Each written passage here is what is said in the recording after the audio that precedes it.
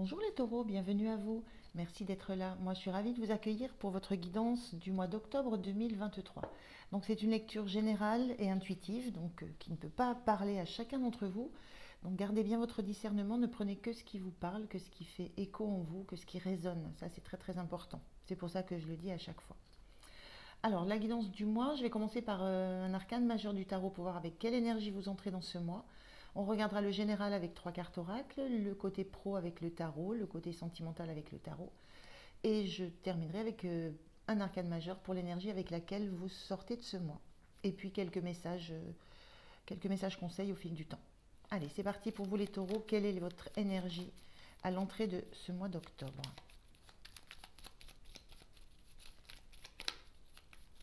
Alors, est-ce que cette carte saute ? Est-ce qu'on a une carte qui saute ?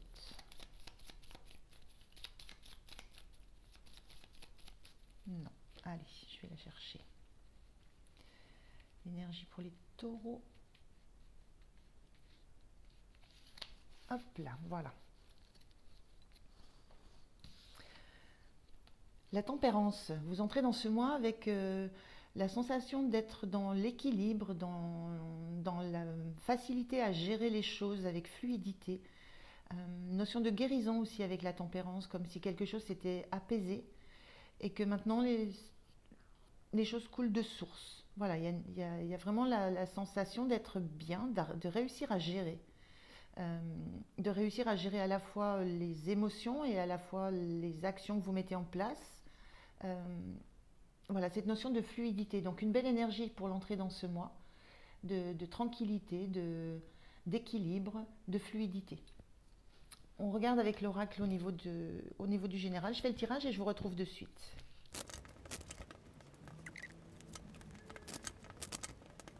Allez, on regarde ces cartes. La première carte, on a Soyez courageux,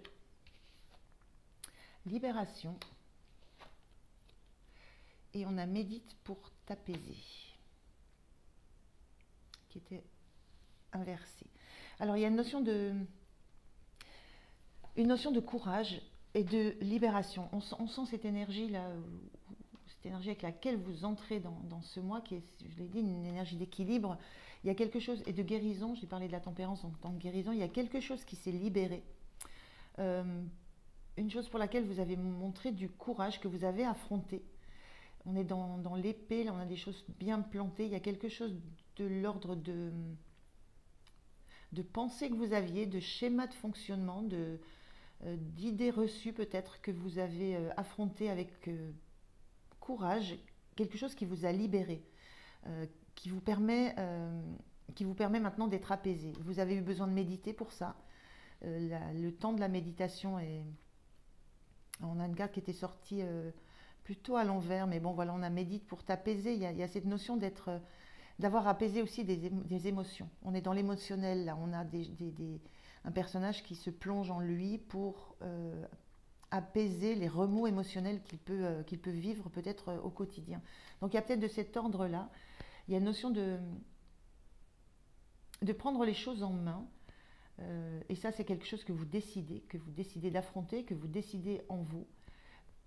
Prendre les choses en main pour vous libérer d'émotions qui vous remuent, qui vous secouent, qui vous ballottent. Voilà, il y a quelque chose dans le domaine émotionnel que vous voulez absolument apaiser, rendre fluide, guérir, pour vous libérer d'une sensation de ne pas être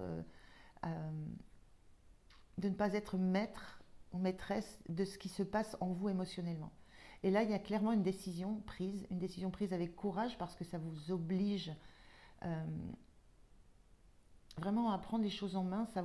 Peut-être aussi ça vous force à aller contre nature. On voit que c'est quand même, c'est pas si facile que ça pour ce personnage-là, mais il y a une détermination, malgré la fragilité qu'on peut sentir, il y a une détermination à décider et à mettre en œuvre quelque chose que vous sentez qui va vous libérer, qui va vous apporter de la libération, de la liberté et un bien-être, un apaisement. Voilà, c'est ce qu'on peut ressentir au niveau du général. On va regarder avec le tarot au niveau du pro. Je vais prendre 3 cartes de tarot. Donc vous ramenez ça à votre situation, hein, c'est vraiment du général, c'est pour un mois, donc c'est aussi très fluide dans l'énergétique. Donc gardez vraiment votre discernement, hein, appliquez à ce qui vous questionne. Alors, la situation dans le pro pour les taureaux. Le point de soutien, le point de vigilance.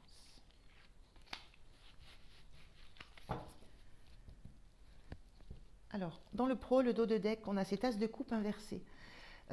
C'est comme si ce n'était pas le moment de réinvestir émotionnellement quelque chose. C'est comme s'il y avait ce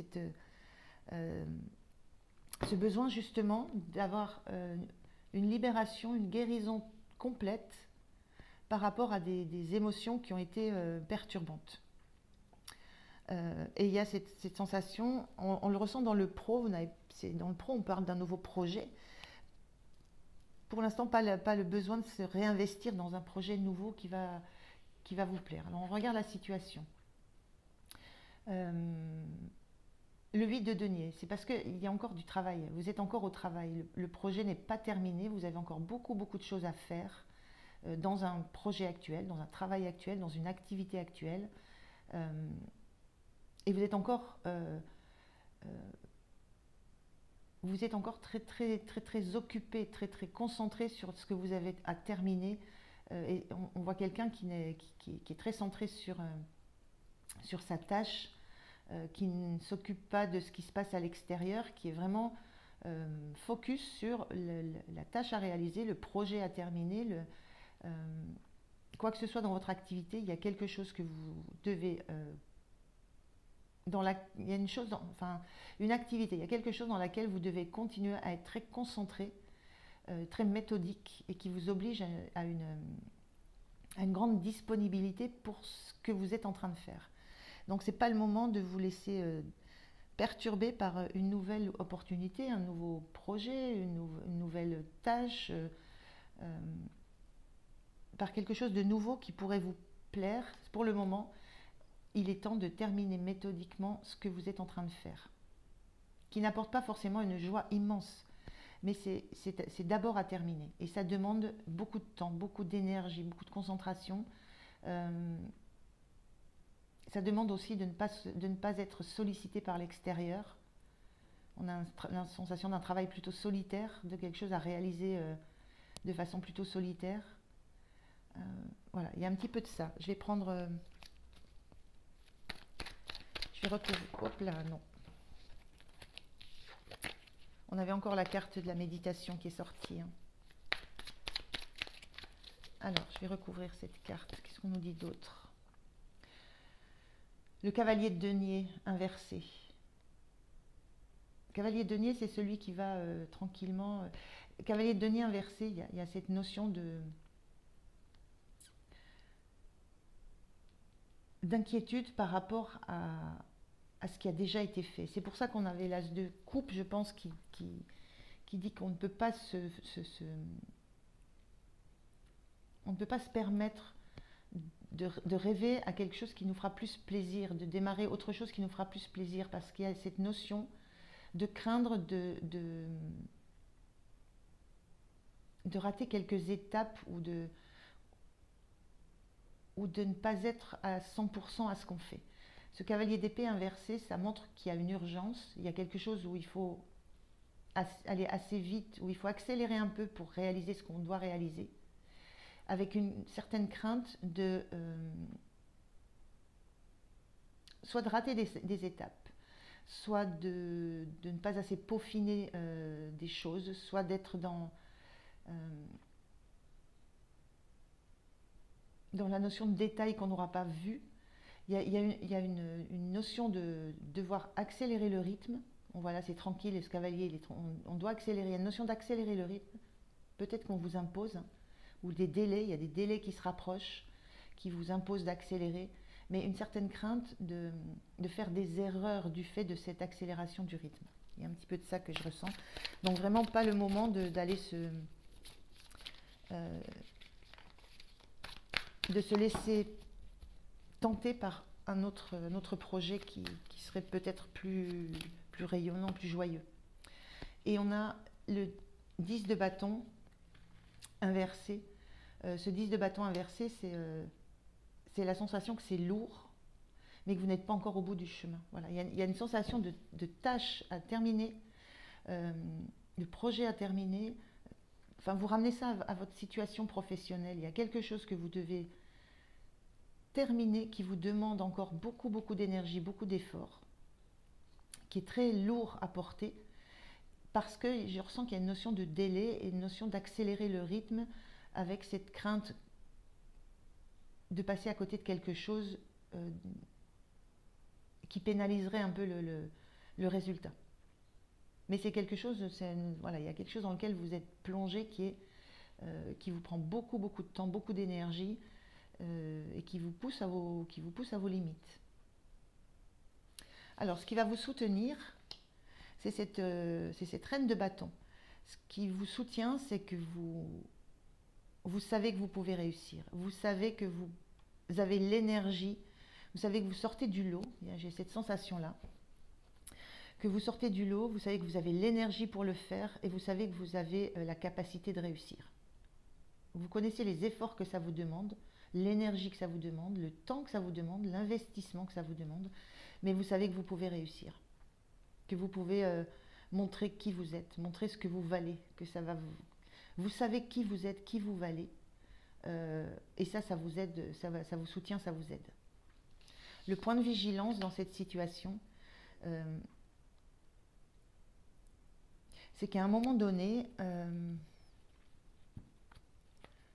ce que je ressens là, c'est que peut-être qu'à un moment donné, il faudra accepter de l'aide, il faudra accepter du soutien, il faudra accepter de ne pas être la seule personne sur qui tout repose. Voilà. Il y a quelque chose dans ce point de vigilance-là de l'ordre c'est des notions de tuteur, ces bâtons-là. Il y a, au fur et à mesure de l'avancée de ce que vous êtes en train de faire, de ce projet, de cette création d'entreprise, de quoi que ce soit dans votre travail, il y a cette notion d'avoir été tuteur, d'avoir été celui ou celle qui permet... ici, qui permet aux fleurs de grandir dans le bon sens, d'évoluer, de prospérer. Et le point de vigilance, c'est peut-être d'accepter un moment de... Ça peut être usant, hein, ça prend du temps, c'est usant, on voit bien cette énergie que vous dépensez. Il y a cette notion de point de vigilance, de peut-être chercher du soutien autour de vous et ne pas vous considérer comme la seule solution, le seul tuteur possible dans ce projet. Il y a peut-être ça en point de vigilance, c'est peut-être renoncer aussi à une forme de pouvoir, à une forme de volonté d'être reconnu dans toute votre puissance, mais il y a cette notion d'usure qui risque de vous atteindre et de penser aussi, vous, à trouver quelque chose sur quoi vous vous reposez, vous appuyez. C'est un peu ce que je ressens dans le pro. Alors, on prend un message pour le pro. Quel est le message, quel est le conseil pour vous? On vous dit changement. Chacun est invité à travailler sur soi, plutôt que de pousser les autres à changer. Prendre conscience de cela est important en ce moment. Il y a peut-être de ça, il y a une notion d'exemplarité dans ce que vous faites, de montrer l'exemple, de montrer à quel point on peut réussir. Alors peut-être il y a un côté très féminin dans tout ça. On voit une femme ici qui rayonne au milieu de personnages quasiment tous masculins. Il y a peut-être une place aussi que vous devez défendre. Mais cette notion de veiller à vous, de veiller à vos ressources, de veiller à vos énergies, à vos limites, c'est important aussi. Donc il y a peut-être ça, ce regard-là qu'il faudra changer sur ce que vous voulez montrer, sur comment vous voulez apparaître, et en fait sur ce que vous êtes en capacité de faire pour tenir sur la durée, tenir sur le long terme. Donc il y a peut-être un changement à regarder, mais ça c'est quelque chose qui est en vous. Alors, non, j'ai terminé avec ce jeu, pardon. On va regarder côté relationnel, sentimental. Allez, c'est pareil, je prends 3 cartes pour les taureaux. 3 cartes. Alors, relationnel, sentimental pour les taureaux.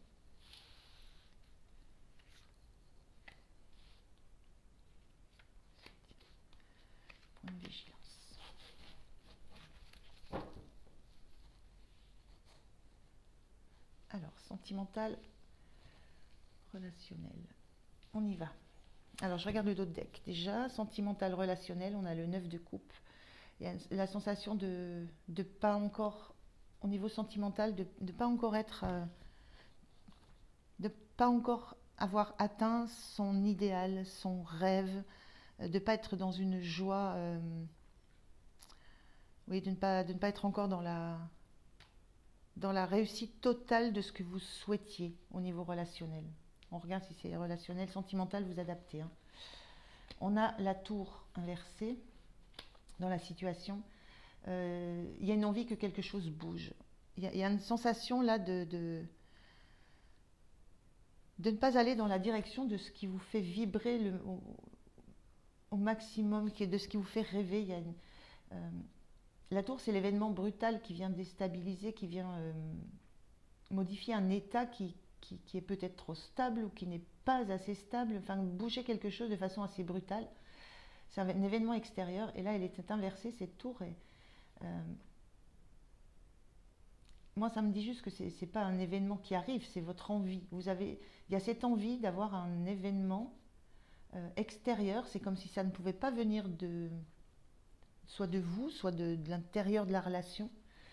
Besoin qu'il y ait un événement extérieur qui vienne un petit peu casser quelque chose qui est, moi je ressens routinier. Cet écureuil là, il emmagasine des noisettes, il les range, il les prépare pour l'hiver. Enfin, il y a quelque chose de très, très routinier, très saisonnier. On fait les choses parce qu'elles doivent se faire à ce moment-là et pas autrement. On anticipe, beaucoup d'anticipation. Ça manque on le voit sur cette carte, hein, ça manque de peps, de joie, de quelque chose d'imprévu, un petit peu de choses irréelles, un petit peu de fun. Il y a une notion comme ça et l'envie qu'il se passe quelque chose pour que ça casse un petit peu une sorte de routine. Alors je vais recouvrir. Donc c'est plus un souhait, c'est comme si c'était un souhait, une attente. L'as d'épée inversé, c'est il y a une notion de ne pas, justement, de ne pas savoir quoi faire, de ne pas avoir l'idée, de ne pas avoir d'idée, de ne pas savoir comment faire bouger les choses, de ne pas savoir comment amener,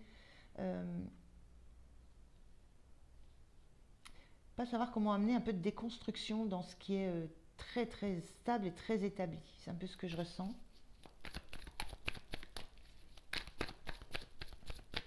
Alors, je prends une autre.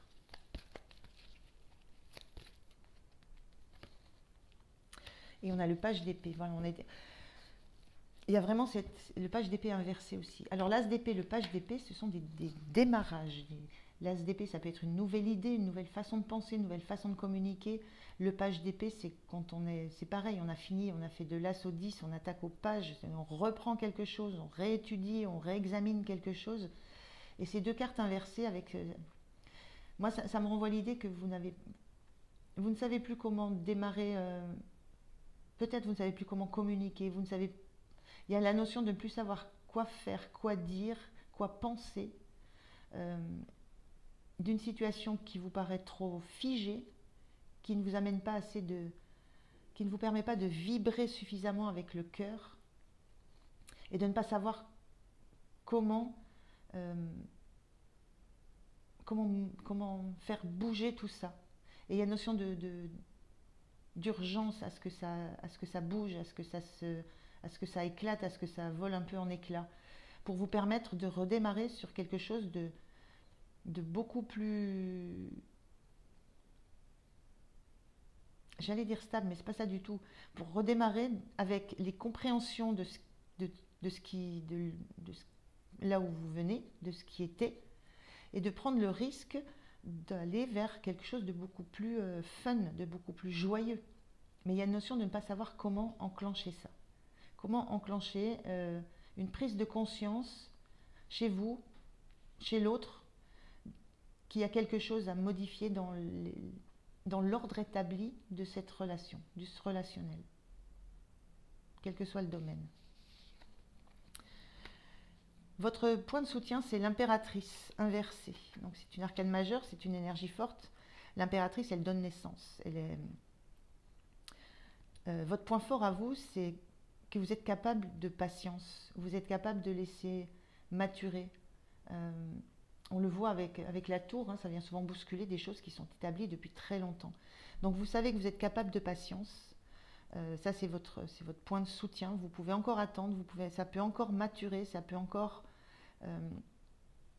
il y a encore des émotions, il y a encore on est dans de l'émotionnel, on baigne dans de l'émotionnel. Il y a encore des sentiments, il y a encore des émotions.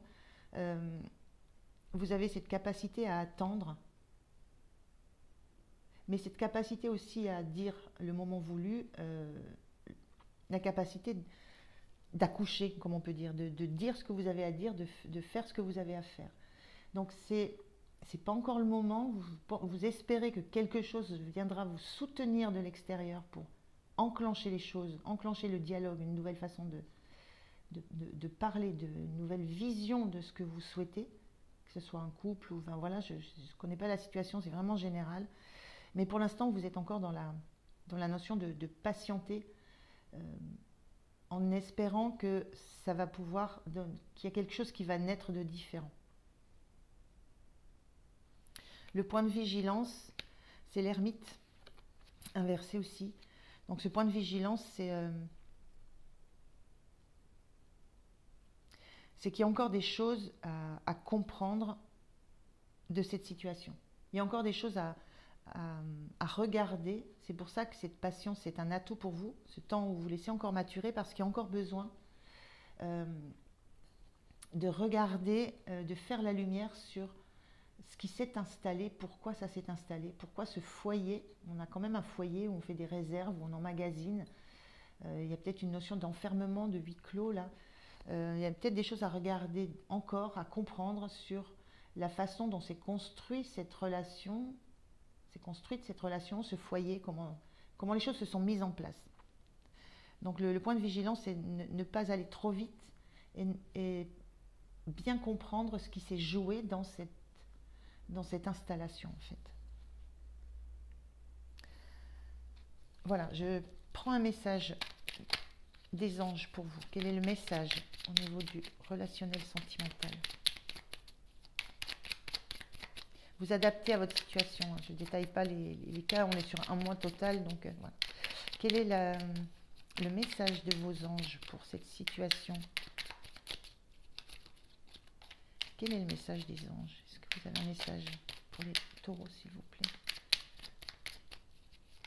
Oui, merci. Qu'est-ce qu'on vous dit? Bonté. Un geste tendre rallume le pouvoir de l'amour. Rappelle-toi d'être bon envers toi-même. On le voyait avec ce 9 de coupe inversé. Hein. C'est pas vibrant à hauteur de ce que vous espérez, mais il y a encore l'amour, il y a encore les sentiments, il y a encore la joie. Et peut-être qu'il y a quelque chose à faire dans cet ordre-là. L'impératrice, elle est très centrée sur elle. Et peut-être là, on vous rappelle d'être bon envers vous-même. Accordez-vous de la joie, accordez-vous de la bonté.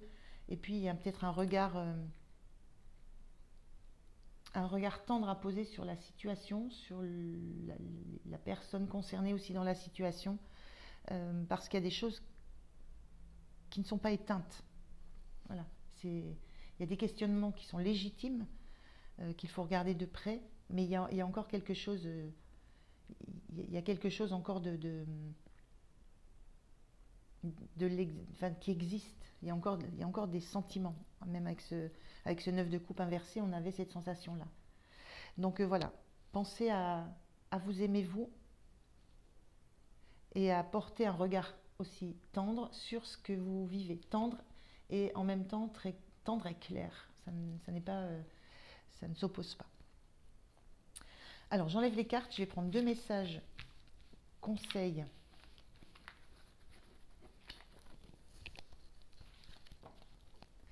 2 messages conseils pour le général.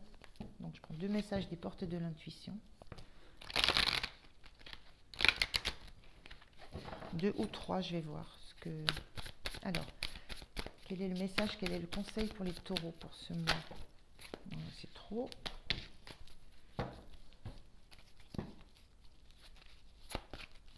Allez, un message pour vous, le premier. Le moment présent. Revenez au moment présent. Faites-en un ami et voyez ce qu'il y a de meilleur en vous. C'est un peu la notion aussi de l'ermite, hein, de revenir à ce qui existe. Alors l'ermite regarde un peu sur le passé et analyse le passé, mais revenir au moment présent. Ne pas se projeter sur l'avenir, ne pas trop être non plus dans le passé. Et à un moment donné, avec l'impératrice, vous recentrez sur ce qui se passe au moment présent. Donc ça peut être important si on est dans le sentimental.